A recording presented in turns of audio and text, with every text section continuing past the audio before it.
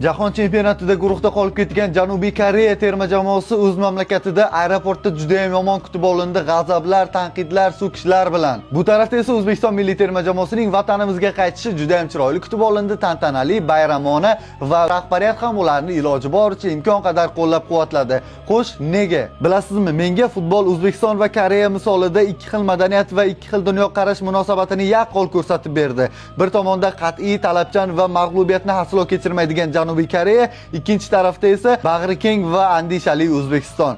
Koreya terma jamoasi vataniga qaytgach, aeroportda ularni achchiq so'kishlar, g'azab va muxlislarning keskin noroziligi, hatto mamlakat rahbariyatining jiddiy tanqidlari bilan kutib olindi. Bizda esa mutlaqo boshqacha manzara. Mundialdagi qoniqarsiz natijamizga qaramay, xalqimiz futbolchilarni tantanali kutib oldi, ruhan sindirmadi. Eng muhimi, prezidentimiz ham ortiqcha bosim qilmasdan, ularni tanqid ostiga olish o'rniga aksincha qo'llab-quvvatlash va dalda bo'lish kerakligini aytdi.